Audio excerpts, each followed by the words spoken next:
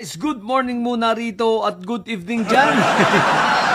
Eto, ang ganda ng balita na pagkagising ko, ang bumungad agad isang napakagandang balita at eto na nga po, si J. Docleng at saka itong si Eric Celis na si Raulo ay sinampahan na ng NBI ng kasong cyber libel Actually, dalawang kaso yung isinampay, nakalimutan ko yung isa. So, sinampahan na sila. Naku po, Rudy. Mukha kasing namimiss ni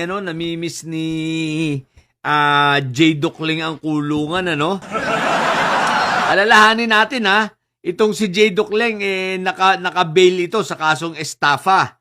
Nakapagpiyansa lang ito. So, hopefully, pag ito ay malabasan ng warrant, sana ang NBI mag-request sa korte na wag na itong palayain dahil nga gagawa lang ulito ng kasalanan. Meron naman yun yung recidivism. Pag daw recidivism, pero ewan ko lang kung pwede talaga Pero malay natin, itong mga dahil yung paulit-ulit na gumagawa ng mga kasalanan ganyan. So, let's see lang. Pero ibig ko sabihin, ang importante ay nasampahan na silang dalawa. Pati itong si Eric Celis na puro fake news ang alam. Puro kabubuhan, Hindi na lang bumalik at mamundok na lang uli. Tapos makipaggera sa sa AFP at malay mo panahon na niya, di ba? Panahon na niya para mategi. So aside from sa dalawang ito guys sa February 18 ay muling ipinapatawag itong si Jack Orgo, Cernak, Si Cernak Nyorngona.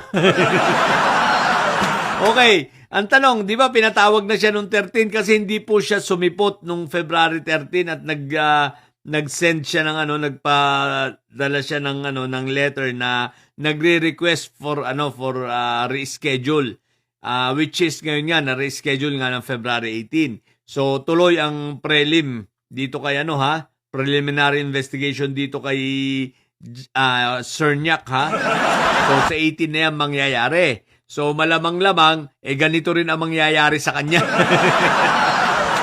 Malamang-lamang makakasuhan din siya at pagkatapos maghihintay na lang tayo ng mga warrant nitong mga ito. So tingnan natin ang kanilang mga galing alam ko naman mga bailable naman ito, makakapagpiyansa naman sila rito. Pero at least mga sila may mga kaso na eventually pag napabilis-bilis ang hearing talagang convict sila at least kulong. Di ba ka? So, yun. Eto. Tingnan naman natin itong kasunod. Ayan binigyan na ng korte ng hold departure order ito si Jingay. Talaga si Jingay, wala nang labasan ng bansa. Tsaka si Bunuan. Court issues precautionary hold departure order against Senator Jinggoy Estrada, former DPWH Secretary Manuel Bunuan, and others. So, wala na. Papalapit nito pero ang iniisip ko mukhang mukhang mali yata ako na ang mauuna ay si Joel Islulong Mukhang mauuna si Jingay, ibig sabihin mas masaya si Peryong kasi nag-usap na si Peryong at si Dagul Diba? Ang sabi ni Peryong sa kanya si Jingay. Tapos kay Dagul ay si Chisa. Si Quick Belt. Matatagalan pa si Dagul, kawawa naman. Pwede naman sila mag-usap, sharing na lang sila. Kumbaga, mag-schedule na lang sila kay Jingay. Total, si Jingay, masaya naman kung magiging kahit dalawa sila Kayang-kaya ni Jingay yan. Sanay itong mamboil.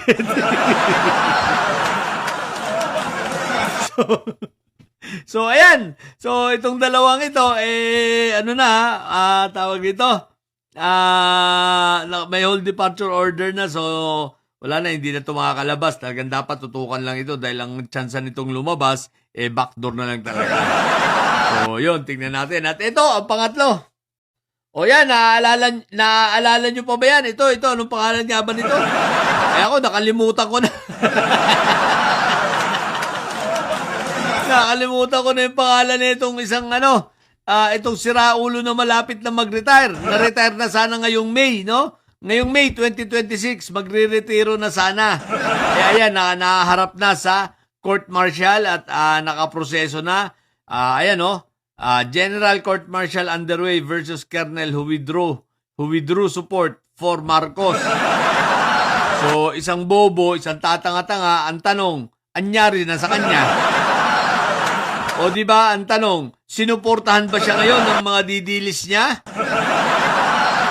Sa bagay, for sure, medyo bayad na ito. Baka yung retirement nito, covered na, no? Pero at least, wala naman siyang tagal. Wala siyang pinagretiruhan. Yung pinaghirapan niya sa PNP, sa AFP, na baliwala lang. Di ba? Isipin mo yung tagal mong panahon na nandiyan ka sa AFP, tapos ganyan ang mangyayari. Retired na ito ngayong May. Ngayong May sana magre-retiro na ito, pero wala na, court martial. Ibig sabihin, wala itong pagre-retiruhan, walang makukuhang mga separation at retirement pay, wala ring anong tawag dito, pension. Naku, puro di, tatanga-tanga. Basta mga naging didilis, talagang pinaninindigan ng pagiging bobo yung panatiko ka na, bobo ka pa. Yan ang mga nangyayari, di ba ka? Anyway, yun lang. Sa mga bobong didilis dyan at may sayad, ang tatay nyo ay karton. Manatili kayo mga bobot may sayad sapagkat ang may sayad ay laging high blood. Bye!